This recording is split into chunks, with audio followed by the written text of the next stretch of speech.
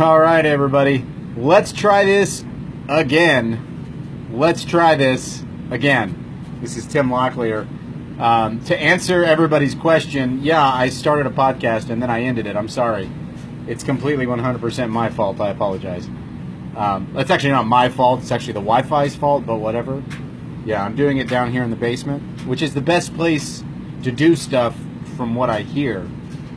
Jake Daly and Shane Edwards, you guys can tune in here if you're curious. Jake just asked me a question, can I do it from my computer? You know, Jake, you can do it from your computer, from your phone, from your tablet, anywhere that you have Facebook. So it's really up to you where you do it. That's really none of my business, man. I mean, I don't want to have any interest in being around you while you're doing what you're doing. Anyway, so I'm going to get right into it tonight. I don't really want to waste a lot of time. There's an article here on CNN News. The title of the article is "Veterans Aren't Always Getting Mental Care When They Urgently Need It." That's the article written by Thomas Burke. I want to read a little bit of it here to you and then discuss it, okay? And what I'm going to do, just for those of you that are interested, I'm going to try to post the link here on my profile. So those of you that are friends with me, you can go ahead and view this article right now. It just went on my profile. So stay on the podcast if you can, but I just posted the link to the article so you can check it out later. It's a CNN article by Thomas Burke, and he's talking about a Marine who returned home from Afghanistan and Iraq to attend Yale Divinity College. Also has done 3 tours in duty, and he was an infantryman. And so he comes back and basically he's discussing how being a student, hey, what's up, Jake? How being a student is difficult in the context of being a veteran. Here's a quote from Burke. This is the particular quote. Again, you guys should go to my profile and read this article from CNN News. The title of the article is "Veterans Aren't Always Getting Mental Care They Urgently Need." So here's a quote from Burke. It said, "It's hard for me to badmouth the VA because there are a lot of good people there who are trying to help and who do care about vets. But a lot of people I talk with do badmouth them." The article goes on to say, "Many Americans who served in the Iraq and Afghanistan wars need mental health care, but they aren't always getting enough from the Department of Veterans Affairs Health Administration, according to the results of congressionally mandated investigation released Wednesday. About 4 million people have served in Iraq and Afghanistan." Holy crap, you guys! That's friggin' bonkers. That's insano. That's insane. So according to this CNN article titled "Veterans Aren't Always Getting the Mental Care They Urgently Need," it says about 4 million people have served in Iraq and Afghanistan, and the longest sustained U.S. military operation in history. A disproportionate number have come back with mental health challenges like anxiety, depression, post-traumatic stress disorder, research shows. I hate that they add that. That's stupid. That's so ridiculous. Research shows. What's up, Dakota? What's up? What's up, Shane? Hey, Kay. Hey, John. Appreciate you guys listening. The number of okay, so according to this article, again, I'm listening to it from CNN. The name of the article is "Veterans Aren't Always Getting the Mental Health Care They Urgently Need." Reports find the number of suicides for veterans of these wars have reached a record. The VA has not always been able to handle this crushing need for services. But when veterans get mental health care from the VA, it is of, quote, "comparable or superior quality," unquote, to the kind of care available elsewhere. According to the news study, nearly half of American veterans who need mental health care don't get it. Also, more than half of those who would benefit from care don't know they need it. The research by National Academies of Science, Engineering, and Medicine found. So that's where this link. Again, if you guys are interested in what article I'm reading from, if you go to my profile, please keep listening to the podcast, by the way. I don't want you to tune out. But you can go to my profile. It's the most recently posted article right there on the top of my news feed there. Not that all of you are following me like I'm something to follow, but the article goes on. Again, this is CNN. The majority of those who could use these services don't know whether they are eligible, don't know how to get these services, and don't know that the VA provides mental health care according to the report. That's, quote, "one of the things the report pointed out that I found the most distressing," unquote, said Louis Celli. I don't know if I'm pronouncing that right. It's Celli. Louis Celli, the National Director of the American... Oh, here we go. the national director of the American Legion's Veteran Affairs and Rehabilitation Division, which was not involved in the news report. So Shane Edwards here, this is a live broadcast, he added, he says they can never commit to fact, so they have to say research shows just in case. Right? I know. It's like they can't, well, because nowadays, I mean, like I was listening to, I'm going to digress, so if I get too far off, somebody help me say, shut up, Tim, get back to the article, right? But I was listening to a podcast with Joe Rogan, and he was talking to Seth Rogen, and he was talking about, he's terrified of this news, the new technology coming in and like overtaking us and outdoing us and killing us, and you know, just like the Matrix. But he was saying how there's actually this software now that you can say a bunch of words, say words like, my name is Tim Locklear and I eat cake, right? And then this device, this software can essentially change what you say into anything it wants. Like you can, because it I don't know how it works, but according to this news thing I read on the internet, because you know that's right, like you can actually make you say anything. So they can sort of doctor up any words from anybody's speech or anybody's recorded audio, and all of a sudden they're saying things they never actually said, and that it's absolutely indistinguishable from the real thing. Like they would be able to manufacture, like I wrote, you know, let's say I say the sentence, I like cake and I eat it too, right?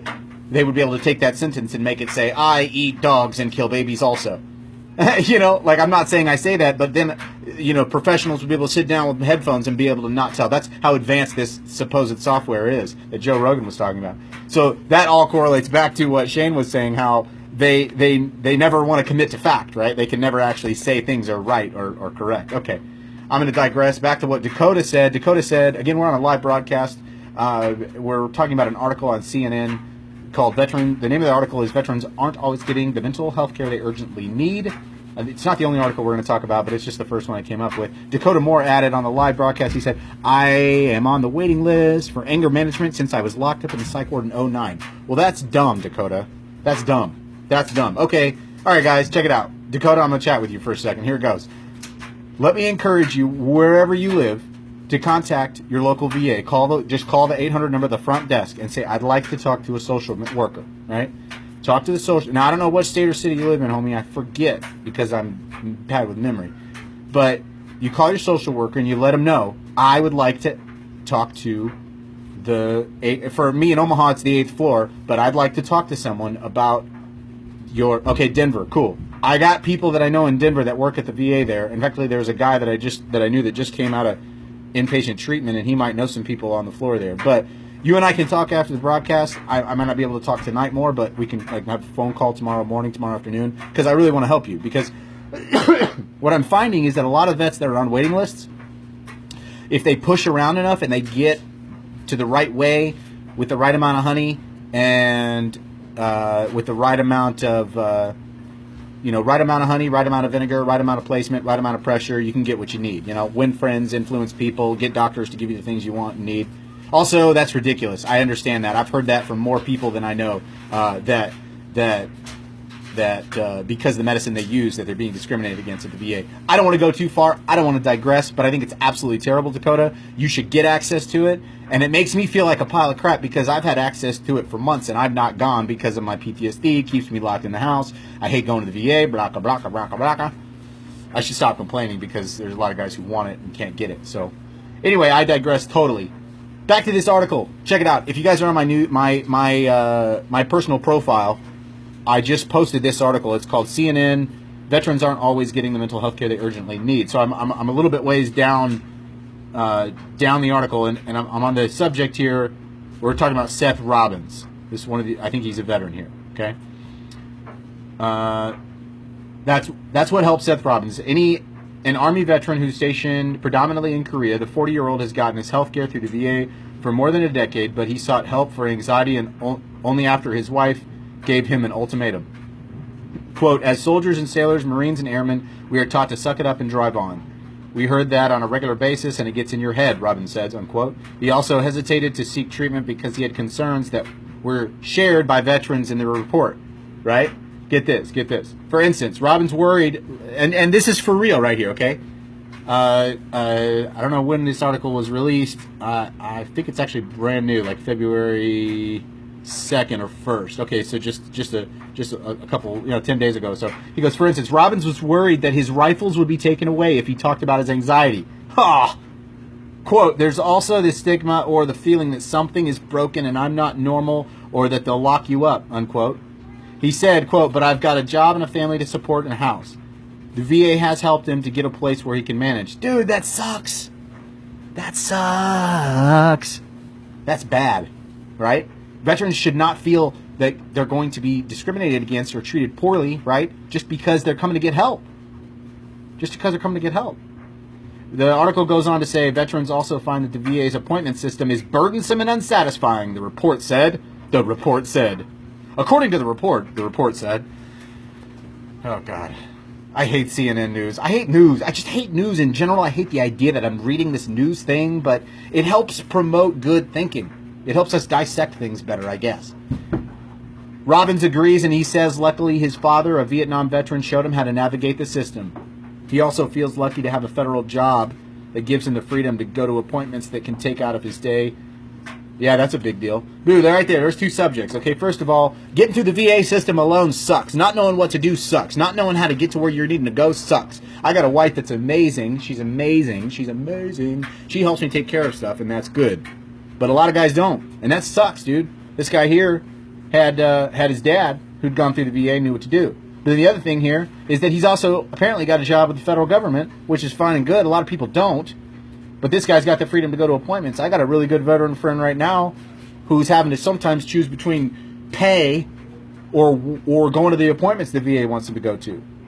Again, we're on a live broadcast here today, guys. If you got more information, if you would like more information about the local advocacy work that we're doing here in Omaha, visit BorisTheServiceDog.com or go to VeteransForNaturalRights.org. That's the national organization that's trying to help veterans gain information, data, safe resources, good medicine, fellowship, camaraderie, getting your head out of your butt. So I want to add something. Shane Edwards added on a live broadcast here. He said, when I first started going, I was terrified that they would take my kids away if I told them about my thoughts. And Dakota said truth. That's terrifying, dude. Because that's what's keeping people from getting real health care, guys. I'm serious. And furthermore, they should allow for that. Dakota, by the way, Dakota said that these jobs should allow for the Family Medical Leave Act. They should. They should, but I don't know if you guys know, but I'm going to the VA, man. If I did all they said they wanted me to do, I could be there 6 times a week. 6 times a week is a full-time job or more. I'm not complaining about getting access to care because, see, that's the difficulty, right? You got veterans not able to get access to treatment, but then you got other veterans who can't get to treatment because of their jobs. Who really, in my opinion, a large majority of them should be disabled. A large majority of Iraq and Afghanistan veterans who saw active combat should be disabled right now. And if you don't disagree with me, that's all right. I'm not saying you should sit around on your ass and not work. That's not what I'm saying. But I'm saying that you should not be burdened by having to do the thing that normal, untainted people can do, right? And I say untainted by non-combat folk. Non-combat folk with non-PTSD or anxiety or traumatic brain injury or combat experience or exposure to disgusting, horrible things, right? Those people do. They get up, they go to the job, and they come home. They get up, they go to the job, and they come home. Now, I happen to be a radical hippie lunatic that thinks that maybe that's a system and a wheel and they're just a gerbil. That's just me, I'm a lunatic. But let's remove the lunacy from me for just a minute and let's just talk about this. There's a lot of dudes with undiagnosed PTSD who, because of stigmas and their ego, continue to work a 9-to-5 that is literally killing them. And when they start to have so many problems that it's becoming an issue at home and they're becoming an issue at work and they're drinking, then they start taking pills. And that's when it gets even worse, friends. That's when it gets even worse and grosser. So they're stuck on a wheel. They're stuck. They don't know what to do, man. So the article here, the CNN Health article, the title is "Veterans Aren't Always Getting the Mental Care They Urgently Need," reports find. It says here he's had help from his dad to get through the VA. He's had help from friends. he's got all this support, and that's great. But like Dakota Moore just said here, we're on a live broadcast. Dakota added some thoughts here. He said, being broken sucks. Some people replace help with too much work. Thank you. Thank you, thank you, thank you. I did the same thing, dude. I did the same thing. All right, I'm going to digress a minute. You guys got to pull me back to the article if I get too off course here. But when I first came back, well, not when I first came back, but one of the things I did when I was trying to readjust is I got a job with a company. I'm not going to say the name because, you know, I think they're pretty terrible. But I got a job with a company, and one of the things we did, I was a manager. I started out as just a normal employee, then I became a manager, like a shift manager, and then I became a store manager, and I was just really badass, man. I was working and working and working. I was bringing work home with me. I was helping manage 2 different store locations, and this whole thing, man, it was a whole thing. And I was just pouring my everything into this job, what I thought was going to be a career, and these people, they didn't give a crap about me. I was a glorified clerk with a special badge. That's all I was. I mean, I got paid decent, and it was probably good money, and I could have probably done it my whole life. A lot of the people did. It was gross. The ones that did it, they didn't look well at all. They looked kind of like big, gray, greasy. Ugh, ugh. Anyway, the point is, I digress too much. See, I keep going off the course here. I did that as a means of escapism. Absolutely escaping from my symptoms of my currently undiagnosed PTSD. I wasn't going to treatment. I wasn't going to therapy. I was the man. I wasn't sleeping. I was sleeping when I took sleeping pills a lot. And I wasn't really waking up a bunch, except for when I woke up and took a bunch of caffeine pills or 5-hour energies after over and over and over again, or monster after monster after monster after monster after monster. And my eating habits, oh my God, I would eat like an animal. Just eating and eating and eating and eating and working and eating, and I was gone all the time, non-stop, incessantly. I would wake up at like 4:30 in the morning, go and help open the store, come back, and maybe for lunch, maybe for dinner, and then be at home on my computer doing working, scheduling, talking to people, taking calls, go to bed 9:30, 10 o'clock, wake up a dozen times at night because I wasn't sleeping at all, unless I took drugs, which put me to sleep too late, so I couldn't wake up at 4. So I just literally tossed and turned for 3.5, 4 hours, and then woke up, and then went back to work again. And why did I do that, you guys? I've never had anybody telling me that. Nobody gave me any kind of onus that that was what I was supposed to do. No one told me that that was what I should do. No one gave me this mission. Nobody. Nobody. Nobody told me anything. I just did it on my own. I was all solo. And no matter what I tried, no matter how I tried, no matter how long I worked for it, I couldn't feel good. I couldn't feel better. I couldn't feel, I don't know. I didn't feel like I could really communicate at all in any way what I was trying to say. What I was trying to say was that, like, I need fulfillment. Dakota said it live here. He just said, we need a mission to focus on to keep our demons quiet. Hey, I got an idea, you guys. This is going to get crazy here for a second. What if we just, like, what if we didn't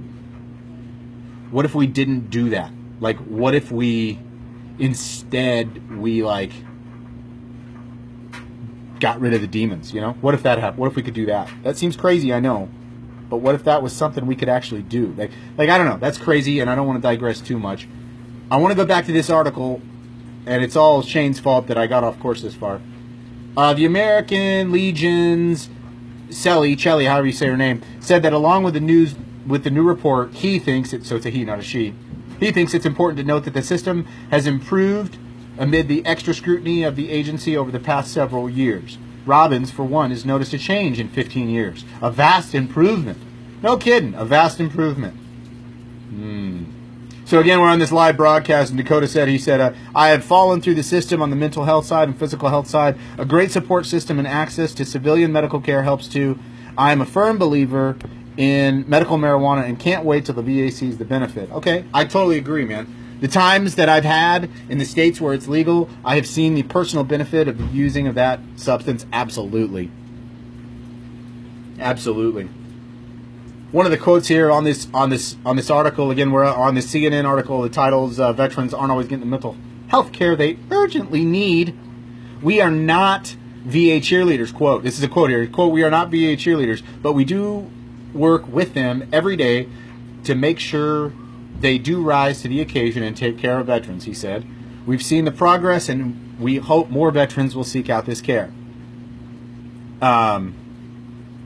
Yeah, so, wait, who's a jerk? Oh, Shane's a jerk. We were on a live broadcast, and Shane just said he's a jerk. And I was like, what's a jerk? So basically, the American Legion stance is that, the VA is not all that bad, and I agree. I tend to agree. I'm one of the ones that isn't going to poop on them too hardcore. I'm not going to give them too much of a bad rap because they do a lot of really good things. They do. But the problem is, and it's a big problem, is that there's that hole. There's that hole of veterans who are between, 22 and 38-ish, who have been working job after job after job after job, who have diagnosed or hardly diagnosed or undiagnosed PTSD, maybe traumatic brain injury, combat trauma experience, things aren't going well, maybe over-medicated or under-medicated, not thinking well, on pills, off pills, not getting any sleep, not functioning well, all that stuff.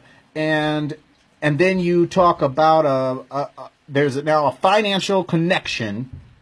There's now a financial connection to your mental health care. Because now you have to juxtapose your job up against your wellness. You have to. If you work a regular job, they're not going to be all right with you leaving all the freaking time to go to healthcare appointments. They're not. It doesn't matter about the FMLA, the Family Medical Leave Act. It doesn't. They're not going to, especially in states where it's an at-will employment, meaning they don't have to give you a reason to fire you. They'll fire you. And you know they will. Or at least I know they will. And then you could say, oh, well, you do lawsuit. Okay, well, okay. I don't know if that's right or not. I'm not sure if I agree. I'm not sure if that's right.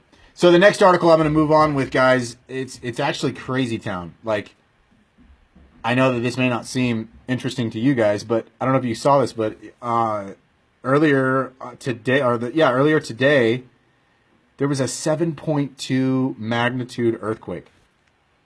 I want to talk about that, but I want to Dakota. We're on a live broadcast here. He just made a comment. I want to make sure we're addressing it. He said the VA Denver new hospital is 5 years, $3 billion over so far. It will have larger conference rooms, smaller and less treatment rooms. The VA wraps itself in red tape.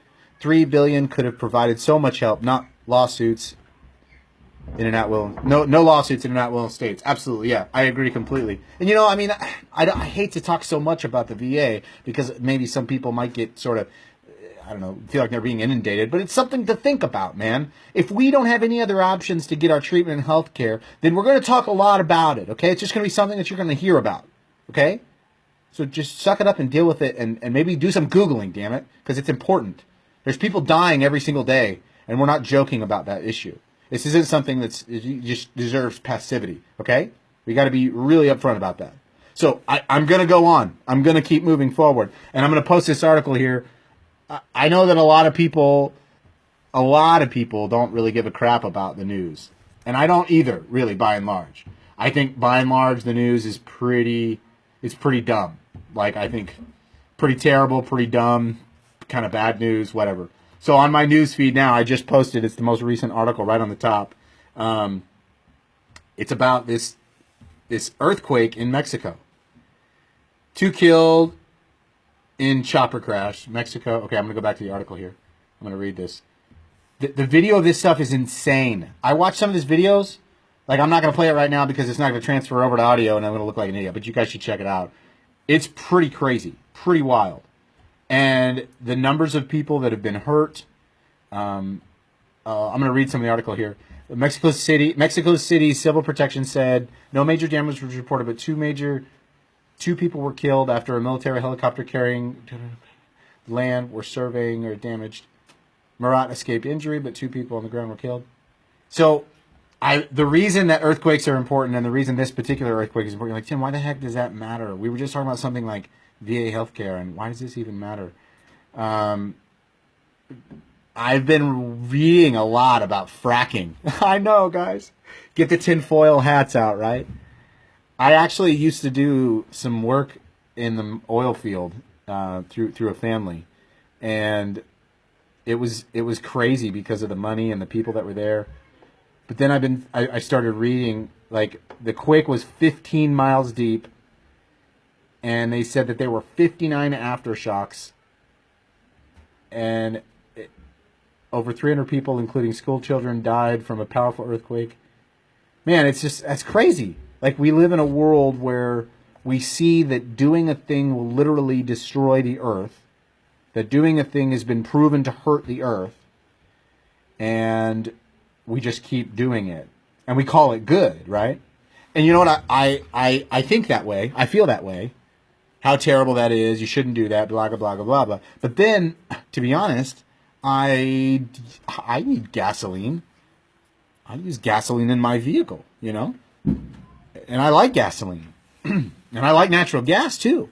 So it's like, I wonder if I'm a hypocrite for complaining about it. I know it's all about money. Jake Daly added on a live broadcast. He said money, money, money. That's it. I agree completely. It's all about money. I understand that. But at what point are we going to say, as a community, whether it be veterans, civilians, or something different, or other people, at what point are we going to say this is enough? We're not going to do this anymore. Why is it that the people that want to go out and live in the middle of nowhere are the lunatics and maniacs? Why are they considered the outliers? Why? Why is it that the ones that live in the crappiest parts of the biggest parts of a conglomerate is considered to be, high living? If you live in Omaha, it's, West Omaha people. I go out and I eat at the Trader Joe's, or not eat at the Trader Joe's, I get groceries there. And I go in and I'm just disgusted by all these things. It's so nasty. These people are so, oh my gosh. It's so selfish. It's so vain. You're so vain. You probably think there's some. It's totally a vain. It is a thing, man. Because they walk around. I don't know. And like, there's part of me that's like, you're just being a judgmental jerk, Tim. But I just, I don't know. Okay, so again, guys, we're on a live broadcast. I'm just going to do a quick drop. If you guys have want more information about the local advocacy work that we're doing here in Omaha, please visit BorisTheServiceDog.com, or you can also visit VeteransForNaturalRights.org, find out more about that natural stuff, all that stuff helping veterans. Anyway, back on this article on ABC News, I posted it just now on my profile. 7.5 magnitude earthquake rocks Mexico, and there's all these people. It's just like, this country is already being torn apart by all kinds of terrible things, and then this kind of stuff happens. And it's happening not just in Mexico, it's happening across the country. All sorts of terrible natural disasters as a result of us not giving a crap about our country. I mean, our universe. I mean, our country, yeah. I mean, look who we voted in. I'm kidding. Nobody freak out. But, I mean, look who we voted in last time, and then the time before that, and then the time before that, and the time before that. So, yeah, Americans care as much about their right to vote as they do about their right to throw their garbage out on the side of the highway. Again, we're on a live broadcast here. I'm going to read some comments. Dakota said, until we find ways to get cheaper alternative sources, we don't really have a choice. Eric said, the majority fears the unknown. I agree with that. Sit down with some natural medicine in a big tent in the middle of the woods. That'll help, Eric, right? Jake added, the companies who have made the biggest impact should be held responsible, right?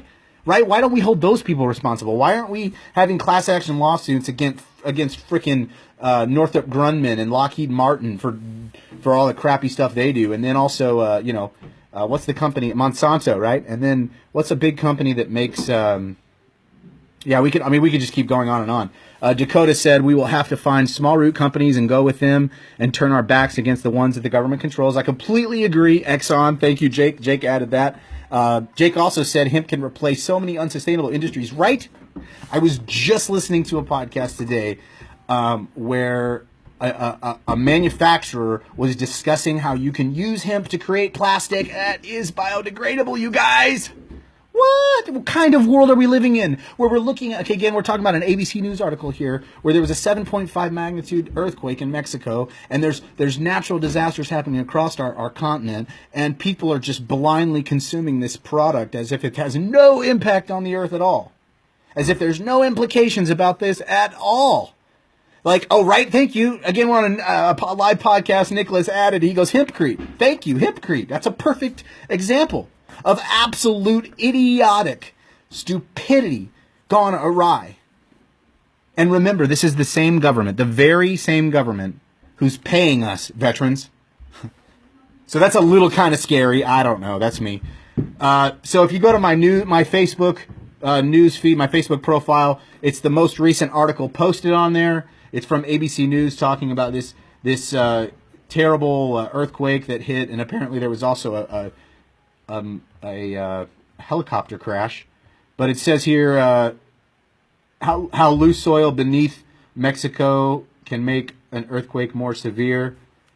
So I mean, again, it's less about Mexico, but I mean, our entire continent, the roads could be paved with hemp. Our entire continent is just in a major deficit, man. It's in a major deficit. It really is. We're lacking so much. Shut up, Nick Evans. We're on a live podcast again, and Nick keeps adding his thoughts here, and he said that helicopters could be made out of hemp, and apparently Nick doesn't know what Earth and gravity is. I'm kidding. I'm kidding. So I'm going to move on from there. If you take anything from what I'm telling you, it's that you got to take care of the Earth. You got to give a crap. You can't just be a tree hugger, right? I mean, that's okay to be a tree hugger for being, but you can't just do that. You can't. Why can't you? Well, you can't because it's wrong. Because it's hypocritical. You can't complain about other things, right? You can't complain about other things that have like the VA sucks, or we need social reform, or legalize this plant, or do this, that thing, or make that other thing there, and then also crap on our Earth. You know what I'm saying? Like literally crap on our Earth in a bad way, not in a good way. Because crap is good. I believe in good human manure compost. All plants do matter. I guess you do kind of have to be a tree hugger to a degree. So I digress. I'm going to talk a little bit more about other things. If you've been listening live, I really appreciate it. You guys are great. I'm going to post this now, this article here called this guy named Han Yu wins the 1,000 Olympic Winter Games gold medal event. Okay. I absolutely am not interested in the Olympic sports in any way. Okay. Also, I want to go back. God, I love Shane Edwards so much. He reminded me of something, and I got to go back to it. Okay, we're going to get to the... I just posted the article, so go take a look at it. It's on my news feed, or my profile, most recent article posted there. I'm going to go back to what Shane Edwards... We're on a live broadcast, and Shane added, there's an entire island made up of only plastic trash the size of Long Island. You know, I was listening to a podcast. I listen to a lot of those because it helps my brain function. But one of the things they were saying is they were trying to disprove that. They were trying to say, Joey Diaz was trying to say, that's garbage, man, that's garbage. And I mean, obviously it was a pun and it was a play on words, but he was saying it wasn't true. And then Brian Redband went out and then he Googled it and posted the link up, and I went and looked at it. It's insane. You guys got to look up photos of these things. I will go try to find some photos right now and put them up. If somebody finds the photos and the links, find them sooner. But this trash island is amazing. Like that we live in a world where these kinds of things, yeah, here it is, that we live in a world where these kinds of things can happen, like floating trash islands, can be something that's so common, so regular and normal that it's I can just literally just sit here and Google search it and it's right there, right? Yeah, there it is. That's nasty. Ugh, yeah. Let's just move there, you guys. That sounds fun, right? Let's go build like a big, like a hut, you think, Nick, or what? I think we could do that. Just build like a nice little sun hut. Yeah, and that trash is so big that it's floating to other continents, right? And Jake Daly just added, he said trash has reached Antarctica. So I just posted a photo on my profile, the most recent one. That's a screenshot there of the floating trash island. Oh my God, it's so disgusting. Imagine the animals that are stuck in that thing, right? Imagine the creatures, the poor things that have died as a result of being stuck in that thing. Like, that's gotta be just so bad for so many different, I mean, like, do you think that there are people that, like, do you think there's creatures and animals that have actually died as a result? Like a whole species has died off as a result of these disgusting like trash islands. I think that it's got to be, like, to some degree, we've got to assume that this has got to have some sort of major ecological impact on life as we know it, right? We can't just think, I mean, like, because there's things that there's things that people did, 5,000 years ago that impacted us today, that impacts our Earth today and the way our Earth is today. But at the same time, we don't know what our actions are, and we don't know what our actions are going to impact. We don't know how our little drop in the water is going to impact so many other people. And we're on a live broadcast again, Jake and Dakota. Jake said there is mass extinction going on. Oh my God, that's terrible. Dakota said there's a kid that has made up a ship that takes plastic and recycles it. Companies should invest in it too. I like Jake's direction of this, dude. Dakota, that's absolutely amazing. I'm gonna actually look that up. That's a good point. I remember seeing that. It's a boat that turns trash into basically into like a, yeah, there it is, turning plastic bottles into boats. Yeah, that's absolutely amazing. Yeah, I'll put that up here. There's, and the more you look around at this kind of stuff, it's everywhere. It's prevalent. Like, these people are using all sorts of different resources. Like, when you go to these huts, like, I was watching a Vice thing about this guy that goes and does these crazy things and goes and finds crazy tribes in the middle of the Amazon. But there's these houses up on huts, up on like these platforms, and these people, these like naturalized people, like these people who've been here for centuries, they take and they use a lot of this garbage and trash as a part of their house, as a part of their living. It's so crazy. So yeah, on my profile, I've posted an article just recently. Well, the last thing I posted was that Google image of the trash island that's there, right? Which is insane. And then the next link I posted on my profile was the turning plastic bottle waste into boats.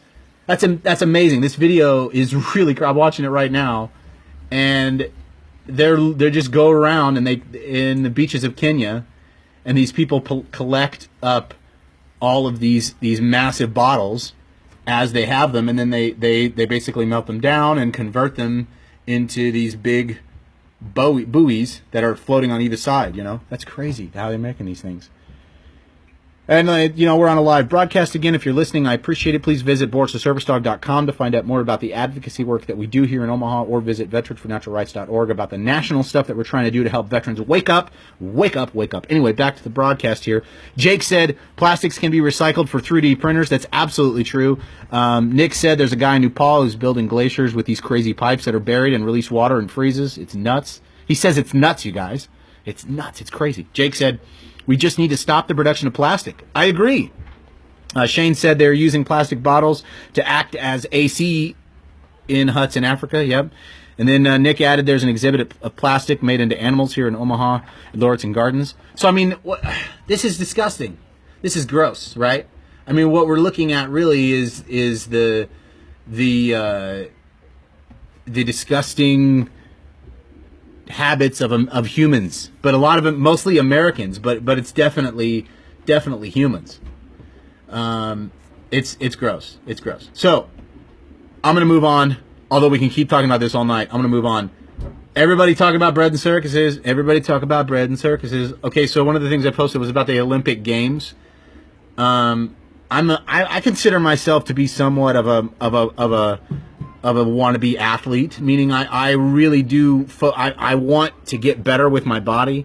I want to see myself be able to have the agility like I had before, even when I was in the Army, and be able to move and communicate better and know my body in a way that I can overcome and fight some of these problems and issues. And so I used to just completely dismiss all sports altogether because they're garbage, in my opinion. Just garbage. I hated them all. Stupid. But the more I started to research games and sports, because I love jiu-jitsu. I'm in love with jiu-jitsu. Oh my God, I love jiu-jitsu. I love those things. Jiu-jitsu is amazing. I love jiu-jitsu. It's amazing what it's done for me. I'm not going to go on anymore about it. So but it's a sport, right? It is. And it is totally a sport. And so I can make it sporty and fun, and I can have fun with it.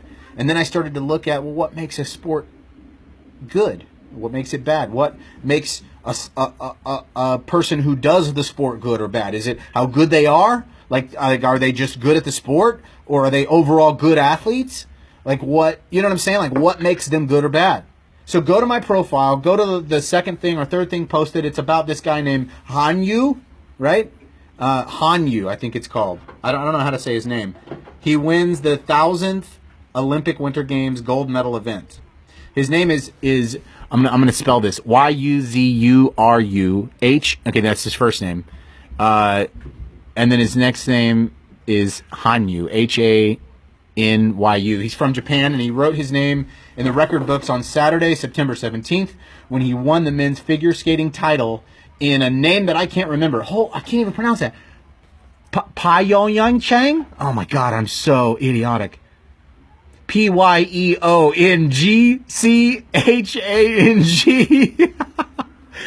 My goodness. Imagine people trying to come to Paducah, Kentucky and spell that. So I guess I shouldn't talk too much trash about the names in Japan. Regardless, he became the 1,000th medal event winner in the history of the Olympic Winter Games. The article goes on to say the landmark comes a little over 94 years after the very first Olympic Winter Games. Gold medal was awarded to the USA's Charles Jutrah. Wow. These people are amazing, okay? That's the point here. These people are machines, a lot of them. They're functioning on all cylinders and more. It's like they've got nitrous built in or something, right? It's insane. If you keep reading on in the article, it talks about the work that these people do to get to where they're going, the amount of stress. You've got to Google and research some of the stuff. It's intense. It's intense. And so, you know, I'm a stupid lunatic freak for Tim Ferriss. I think he's amazing. I think he's a stupendous dude, and I think he's got a lot of things cornered. He's got the market on a lot of things. There's a reason he's a millionaire, and he deserves every friggin' dollar of it. He's busted his ass from time zero, and he's amazing. He's somebody I definitely want to emulate. But he talks a lot about sports and medicine and thinking rightly and eating rightly, and how he talks intensely about how your gut health reflects your mental health. And so if you have appropriate diet and appropriate biology in your stomach, your situation up in your noggin is going to be a lot better, right? And that has implications in other ways, like what you eat has implications on your muscle strength and how you work out and how you can move and how you can do all those things. And that's amazing research. And if you've got PTSD, you just ordered takeout. Shut up, Shane. I'm on a live broadcast and Shane's being a dummy. He just said, you just ordered takeout. I wish I ordered takeout. Man, I could murder some pizza right now, but I'm not going to, because my wife went today and went to Costco. All praises to my wife. Thank you. She's an amazing person. She went to Costco on her freaking own, you guys. I mean, not on her own. She had a friend with her, and she took my second oldest daughter. But holy cow, Costco is like, it's not terrible. It's not atrocious. But man, I don't like it a bunch sometimes. But I do. I love what I get there. It's great. But it's just like, man, sometimes I wish they could make that whole situation just a little bit easier to handle. Just a little bit easier to manage, you know? It's like, I wonder how much they take. Costco is takeout on steroids. You know, and I'll say that, it's funny, but, you know, they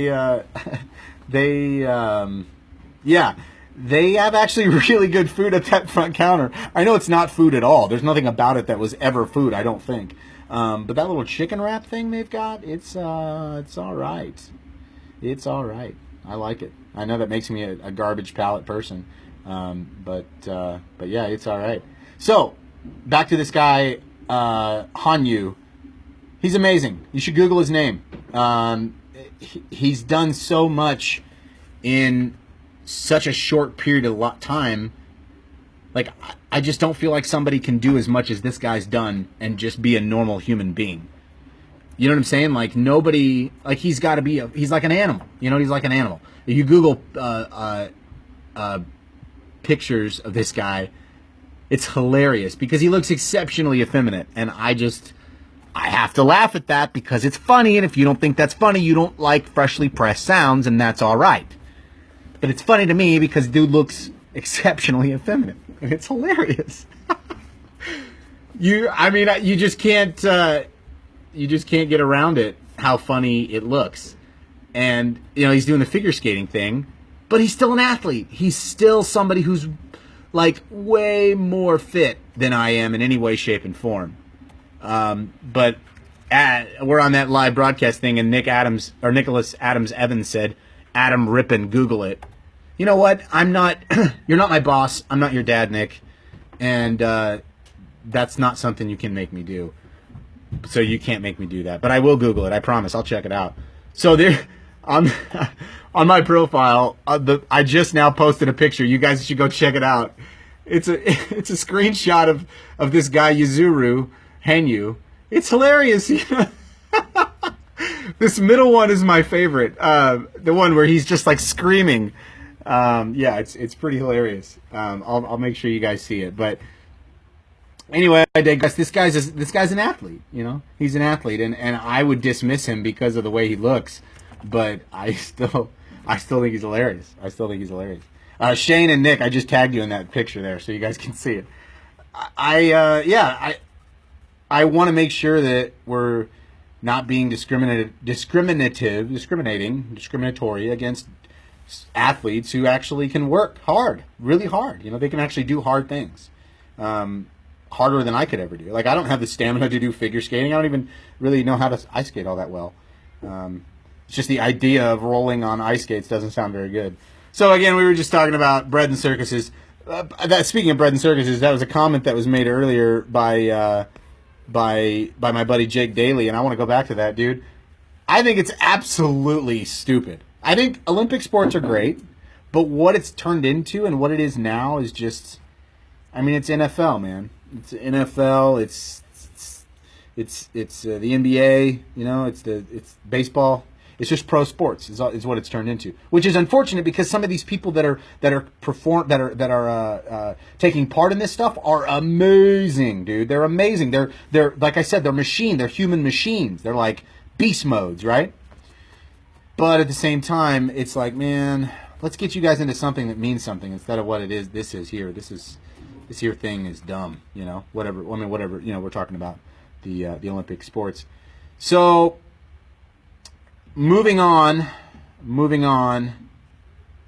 This is going to be the more difficult, unfun part here.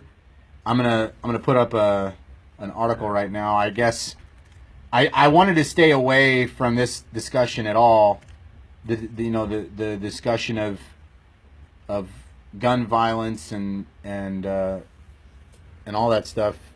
It's something I want to stay away from. You know what I mean? I don't like the discussion because it's so wrought with garbage. It's so wrought with anger. It's so filled with vitriol and emotion that I try to stay away from it as often as I can. But we're going to talk about it tonight.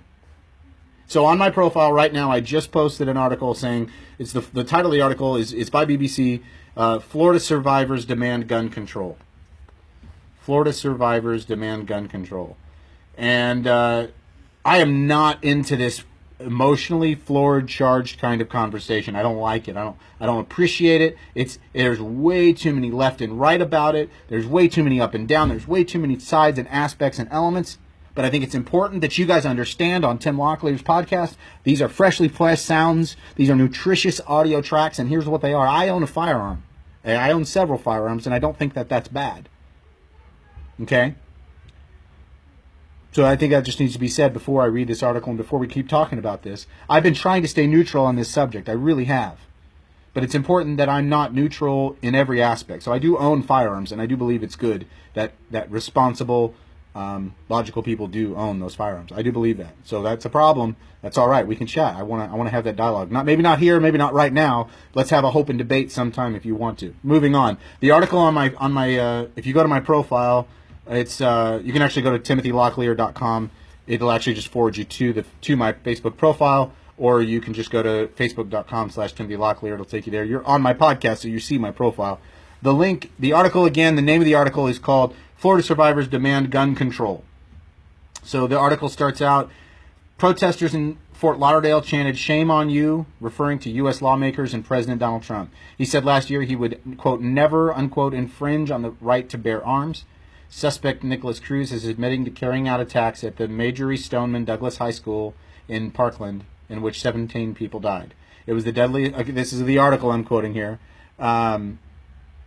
It was the deadliest U.S. shooting since 2012, and he has reignited long-running debates about tougher firearms restrictions. In his first public comments on the gun control issue since the attack, Mr. Trump blamed the Democrats for not passing legislation when they controlled Congress during the earlier years of Barack Obama's administration. Blah, blah, blah, blah, blah, blah, blah, blah. Blah, blah, blah, blah, blah, blah, blah. 17 human beings are no longer living on the earth, and Donald Trump is making this about politics. What a crappy thing to do and say. Again, I try not to get into the politics of things. I really hate political discussions. And if you go to my profile, you're not going to see political things because I don't think they're beneficial. And if they are, they're mocking it because I think it's a show. I think it's garbage. I think the two-party system is flawed. It's idiotic.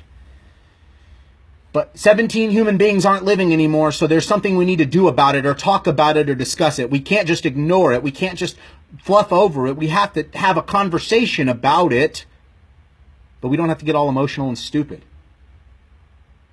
So what happened at Saturday's rally? Again, the article I posted, it's a BBC News article. The title is that Florida survivors demand gun control. And so the article goes on to say what happened at Saturday's rally. Students and their parents, as well as politicians, took part in the event in Fort Lauderdale, close to Parkland. Thousands of people attended, according to the Associated Press. Arguably, the most memorable moment came when the high school student Emma Gonzalez took to the podium and attacked the U.S. president and other politicians for accepting political donations from the NRA and powerful gun right lobbyists. She said, quote, "If the president wants to come up to me and tell me to my face that it was terrible tragedy and how nothing is going to be done about it, I'm going to happily ask him how much money he received from the NRA." This is Mrs. Gonzalez. She goes on to say, "It doesn't matter because I already know $30 million, the 18-year-old said."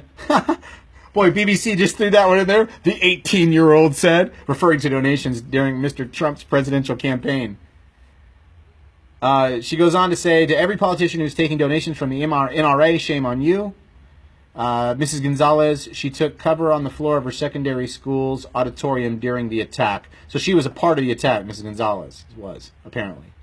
They go on to say, responding to her passionate speech, the crowd started chanting, "Shame on you, shame on you." According to the Center for Responsive Politics, the NRA spent $11.4 million supporting Mr. Trump in the 2016 campaign and $19.7 million opposing Hillary Clinton. Hashtag why I hate talking about politics. Because it's fueled. There's so many different angles, you guys. You can't just be pro this or anti that. You can't anymore, I think. It's just so stupid.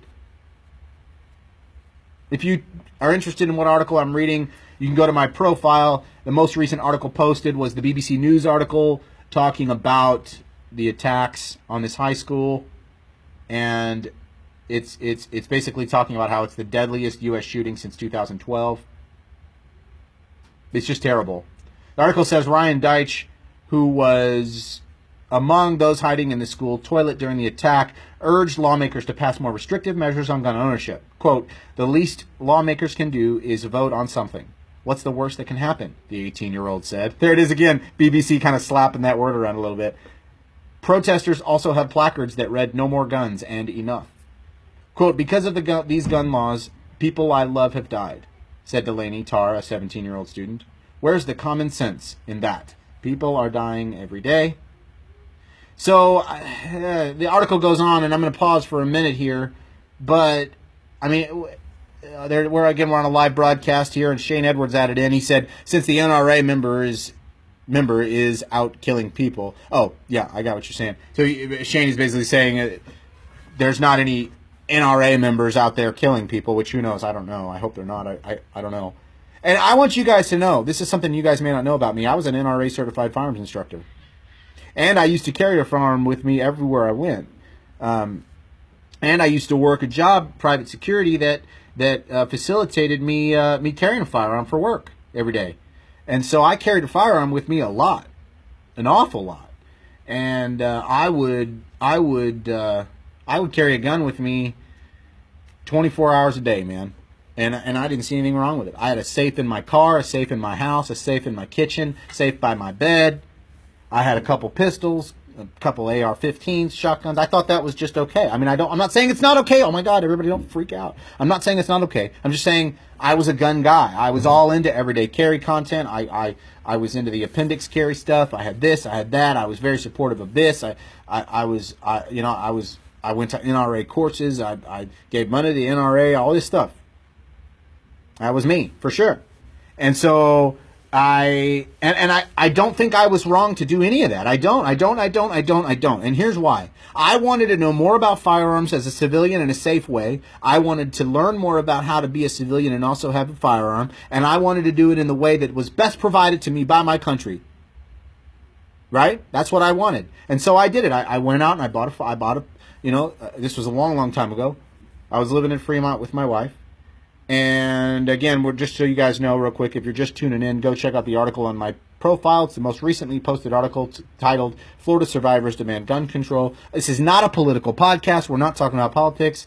I'm talking about my wife and I. My wife and I we were living in Fremont, and we wanted to go out shooting, and we went out. I went out to a local pawn shop, and I bought a small, I don't even remember what the name was. It was not a brand name pistol. Jimenez. It was a Jimenez. Jimenez, I think. Jimenez, I believe, what it was. And it was a little 9mm, and it was not a good pistol at all. But it was like, this is fun. This is fun. Like, let's go out. And we did. And we went out. We lived in Fremont. So if you know anything about Omaha, Fremont and Valley, it's all right there. We went out in the middle of a cornfield by a big old aqueduct, and we just shot and had fun. We spent, back then it was only $20 or $30, and we shot all day long and came home with more ammo. It was a blast. It was safe. It was fun. We enjoyed it. And there was never a thought of, now I have a pistol in the house and I'm safe. There was never a thought of that. It was never a concern of that, right? And so now, from there it was, well, let's get a shotgun. We can go bird hunting and we can have fun there. We got that, and that was fun. And then I moved, I've always had guns. I always had them. And then we moved on to, I got stationed up in upstate New York, up in Fort Drum, and that's like up in the Adirondack Mountains in the North Country, and oh goodness, oh my God, I had this really nice little camouflage Mossberg 12 gauge, and it was beat to crap, and it wasn't good, and it wasn't pretty, but man, it was fun. And we would take it and we'd throw it in the back of an ATV, and we'd go cruising around in the middle of nowhere for hours. And then right before sundown, we'd take a bunch of clay pigeons out, which are little circular clay discs, and then we'd shoot them. It was so fun. So fun. And all we'd do is we'd shoot them clay pigeons, and man, it was just amazing. It was just amazing. It was so much fun. So much fun. So that was my experience. And then it was, okay, well, I can buy one of these, and I can actually use it to make a living. Not killing people like a cowboy, but I can make a living. I can do this thing where I carry this gun and I wear this kind of outfit here, and I get some training, and I can go over here and I can actually do this work here. I mean, I'm kind of a stocky dude. I was already in the infantry. I can do this, man. So I did it. That's how I did it. I went out and bought a bunch of gear, got some training, did some research, connected with some police officer friends of mine, and it was good. It was good. So I don't believe that was wrong at all. None of it was wrong. I've only had one interaction where I felt like I needed to draw my firearm when I was carrying it working. And again, I want to be clear, I don't carry one anymore, and I'll go into why I don't carry one anymore for right now. I'll love to explain it to you soon. I was doing security at a private event. There was a bar and a dining facility next to each other, and I was inside the event hall adjacent to the bar, and I was watching the door. I was alone. I was working by myself that night, and I was carrying a firearm, and I was also carrying an M26C taser and handcuffs and mace and a baton and flashlight and all that stuff. I kind of had a whole little gear thing.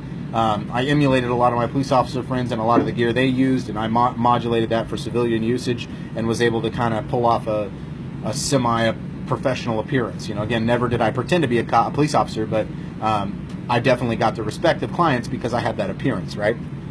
Anyway, so there was a guy in the party next door, really drunk, touching girls, not supposed to.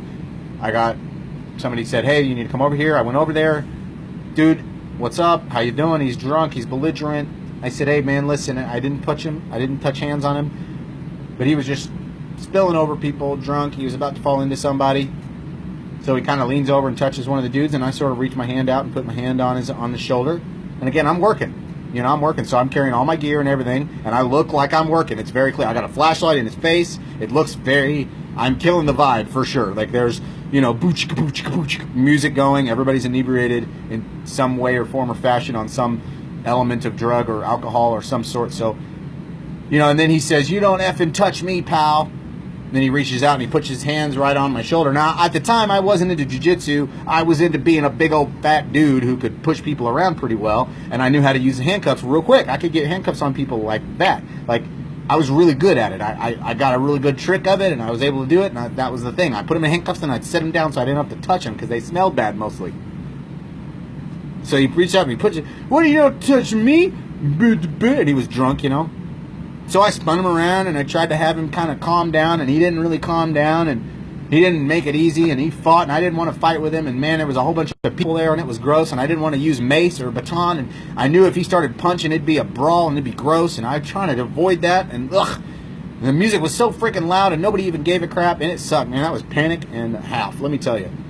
Finally, I get his butt out, and I say, get out of here, go away before I call the cops. So he goes off and runs off, and F you, blah, blah, blah, blah, blah. Well, 5 minutes later, there's an alarm going off outside. The dude's got a 6-pack of beer, and he's busting beer bottles over somebody's car window. So I go down there to confront him after calling the police and say, hey, there's a guy here. I'm a security guy. I'm private security.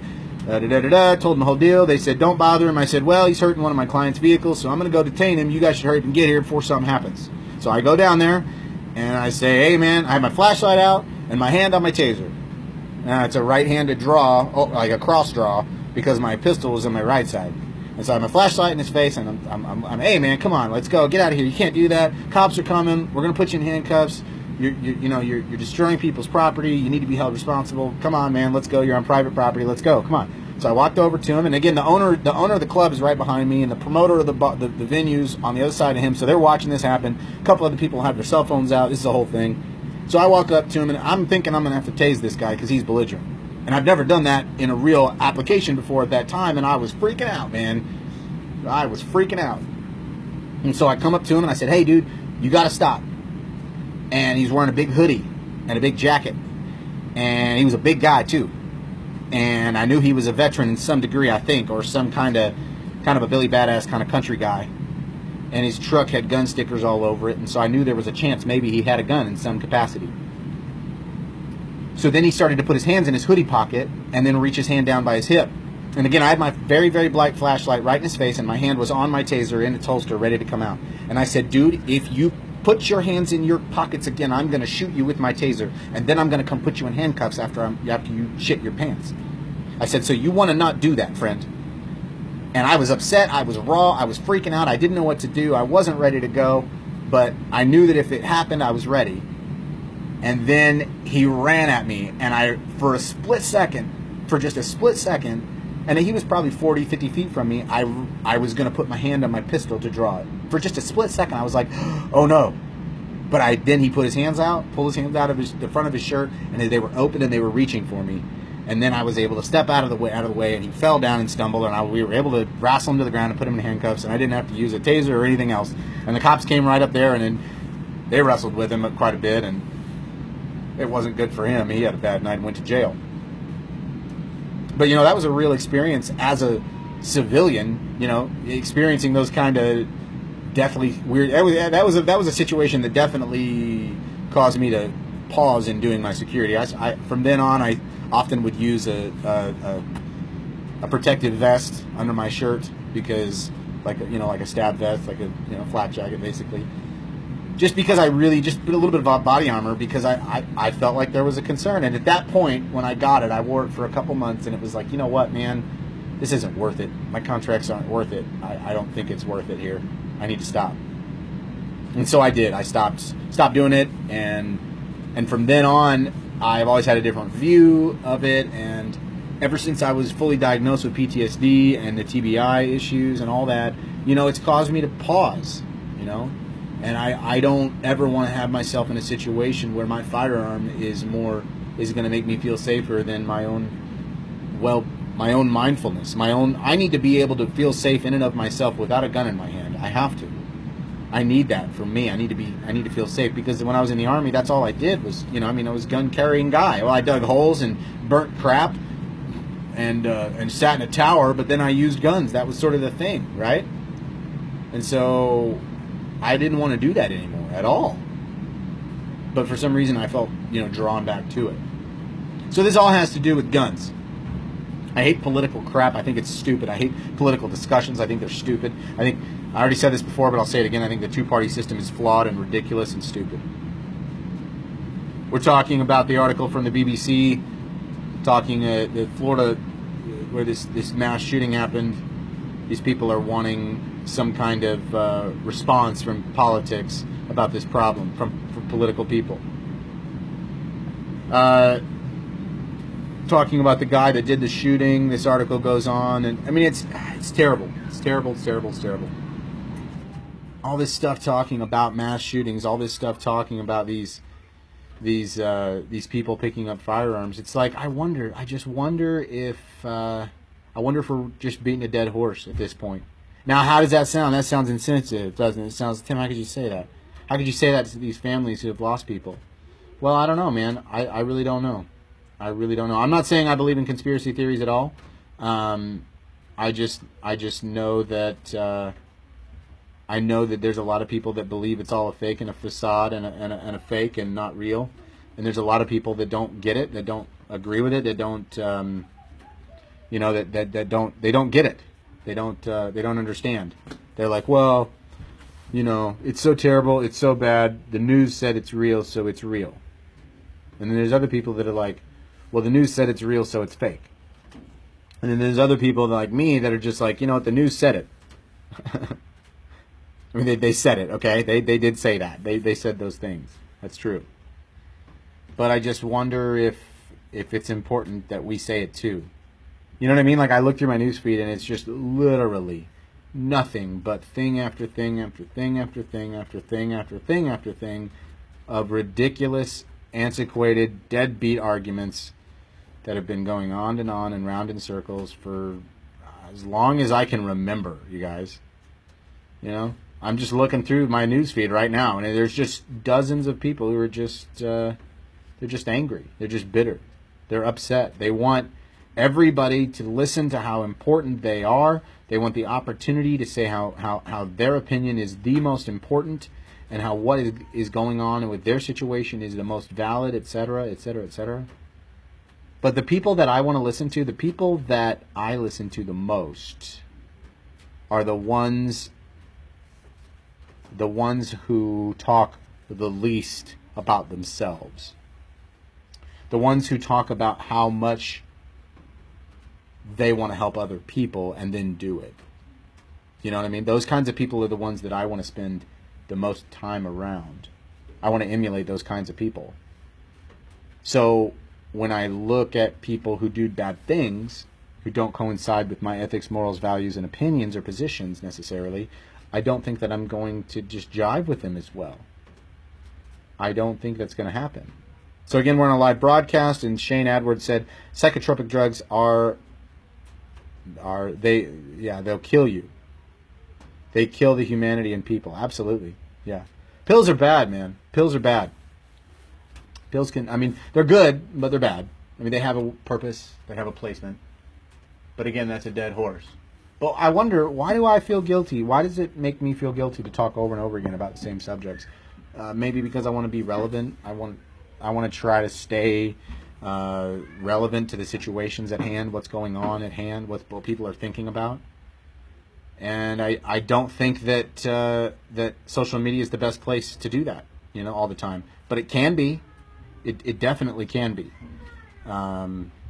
It's just a matter of trying to figure out how that all works for you. Like, you can't look at a very, very terrible situation like these shootings that are happening, the mental health illness, the gun problems, the marijuana issues, the Mr. Sessions, Donald Trump, all the political pundits, all the lefts, all the rights, all these people, man. You just shut them up for a minute. Just get them to be quiet for a second and decide what you think. Decide what you think, how you feel, and make a decision based upon your opinion. And then decide, after making that choice, do I need to say this? Do I need to say this right now? Does this need to be said to these people? Can this wait? Does this need to be said by me? You know what I mean? Like, that's the questions that we have to ask. We should ask those things about what we're doing when we're saying words. It matters. So we can't just get on our stupid Facebook and be idiots about this stuff, guys. We are representing a community of human beings. You people that are listening to these things that I'm saying now, a large majority of you are veterans. And I guarantee you there's somebody on your friends list right now who's a veteran, who is not a veteran, who's looking at your stuff saying, that's what veterans think. Well, I want you to know that Steve Talley and me may not completely agree all the time. Ian Still and I may not agree all the time. Kevin Burke and I may not get along all the time. Joshua Lee and I may have some disagreements. Nick Evans and I may not totally coincide with everything. Dakota and Moore and me may have different opinions about eugenics. Eric Carrasco and me may have just like all sorts of different views about morals and values. Jake Daly may have a different view on farming and ethics in that regard. These people all have different opinions and positions and views, and that's what makes us beautiful. That's what makes us amazing. That's what makes it matter. But when you start touting all of these other disgusting go lines from all these other organizations or groups, you just sound like a parrot, man. You sound like a parrot. You don't sound like somebody individual expressing their opinions and views because they matter. You just sound like somebody who's just saying what everybody else is saying for the sake of saying it, man. And that's dumb. It makes you sound idiotic. It makes you sound foolish. And furthermore, it makes other veterans kind of look stupid too. Because like I said, there's people in your community, in your friends list, who right now, you're the only veteran they know. Right now, when you say something, they will think maybe that's what veterans think, or that's what that veteran thinks. You know? That's what... Because then when they go to talk to somebody else, a lot of times what they're going to say is, oh man, I heard a veteran the other day saying, blah, blah, blah, blah, blah, blah, blah. So don't be an idiot when you say stuff, and really make sure that you're not just repeating, you know, the common trend that day. The mantra of the hour, man. Don't just repeat that stuff because that's what you think you're supposed to do, right? You should actually repeat what you believe and agree to, right? And then let that be the thing that is consistent. Because what I see from a lot of guys, unfortunately, is they just jump on the bandwagons. They do. They jump on the bandwagons. They find something to jump on. They find something to go to, something to join, some group to whatever, and then they just spout that group or entity's catchphrase over and over and over and over again, you know? Their mantra over. And so who are you talking about, Tim? I'm talking a little bit about like Republicans, Democrats, conservatives, Christians, atheists, vegans, hunters, sports enthusiasts. All of these people have a similarity in that they don't shut up about their thing. Shut up about your stupid thing. I mean, I know you think your thing is important, but if it's important, say something original. Like if Shane Edwards suddenly gets involved into ice hockey, I hope that the things he says and does about ice hockey are original to Shane Edwards. But not because he's just repeating the rhetoric that he's heard. Because then he's just being brainwashed into a cult, right? To a degree. You're just sort of repeating whatever the cult of personalities at that hour is telling you to repeat. You're just sort of, just repeating it. You're actually, I don't know if you guys have ever seen, or read or anything, the George Orwell books, 1984 and stuff. But it's a pretty good book. You should read it. It's a great, excellent film as well. There's been several film adaptations.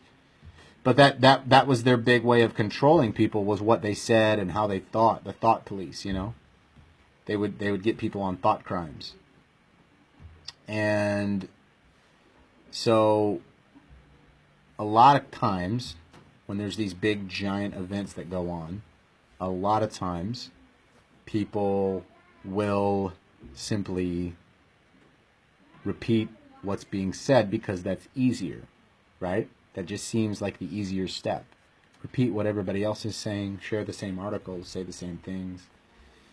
But a lot of times they neglect to really do any kind of like fact checking or back work at all, and then they end up looking really stupid later. Remember that Kony thing, like Kony 2016, 2014, 2012, whatever that was, Kony? You remember that? It took off like crazy wildfire, and then all of a sudden it was just gone. It was just gone, right? And so it's an example of how trends work on the internet.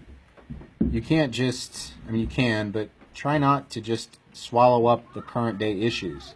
If there's a governmental issue, let it be a governmental issue.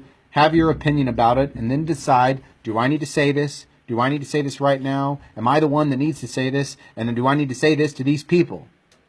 You know, you got to ask those questions, because if you don't, you end up, you run the risk of looking really stupid often, unfortunately. Which is a price you pay. You know, I was talking with my buddy Nick Evans. What's up, Nick? About risks. You know, we were talking about like, how do you I forget how the conversation went exactly, but he's basically like, I wish I could speak in this way to those kinds of people. I wish I could do that. And I was like, you can. You just have to be ready. You have to be ready for the outcome. You know, you have to be ready for the results of what that's going to look like, right? Because if you don't, then it's really going to come as a surprise when they come flying out of nowhere. These outcomes, right? That's a lot of times what can happen. You throw out some article that's exceptionally atrocious and swayed one side or the other with no defendable arguments at all, and then you throw it out on the Facebooks, then people start to complain about it, and then you're like, oh, why is everybody getting all butthurt? I'm just sharing my friggin' opinion, you know? But it's like, I don't know. Actually, you're not just sharing your opinion. Maybe that's a bad thing. Maybe that article said bad things. You know, so a lot of these guys that I know, they hate violence from Antifa. So a lot of guys will have, hospitalize your local Antifa because they're bad. And then a lot of these other guys that aren't really as militant that way will jump on that bandwagon and say other things like that. Dude, that has like legal implications, man. You can't just swallow that stuff up and repeat it like it's okay to do. I mean, freedom of speech is one thing, but you're threatening people's lives. You're talking about violence. You're talking about all kinds of stuff, man. Like, you got to think about the implications. You do. Because if you don't think about the implications now, man, that stuff's going to come around and bite you in the butt later.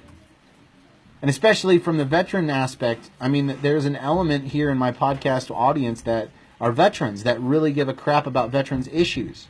And they know that what they do reflects either positively or negatively on the veterans' issues around them. And the veterans that see what they say and do versus the non-veterans that see and say what they do, all that stuff really matters. It has a humongous impact. How we say, what we say, to whom we say, where we say, all those things really matter. They impact people negatively or positively all the time. And so you're like, well, why does that matter? Well, if you're trying to get things changed, well, let's get some things changed, right? Let's actually change things.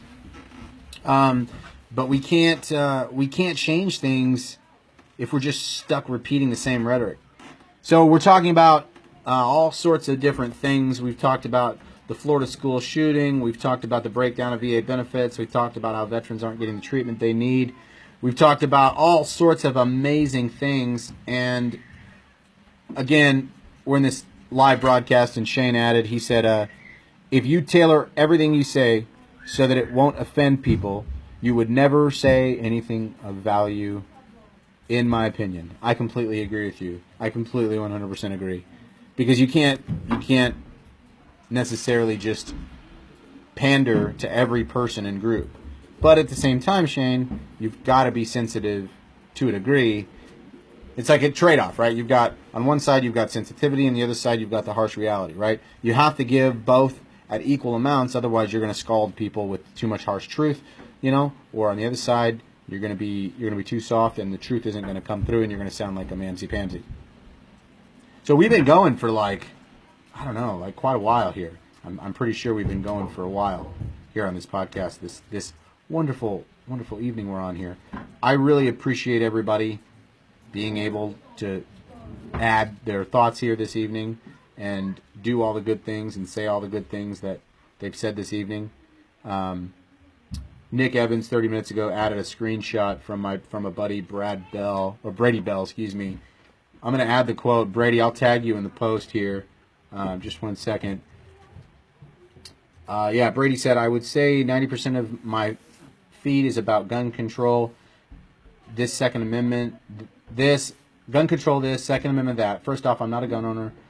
I've shot a gun less than 5 times. Okay, I'm not going to read all of it. It's exceptionally long, but he goes on to talk all kinds of stuff. And one of the quotes here, I'm going to pull it out. He said, "If I dated this statistic over the same, it would equate to 154,000 children lost during the same period. 140. It's pretty crazy. Wow, that's interesting. That's interesting stuff, man. Very interesting stuff, Brady. If you're having a chance to listen to this later and you're seeing the tag there, Brady, I hope we can have a chat about this someday.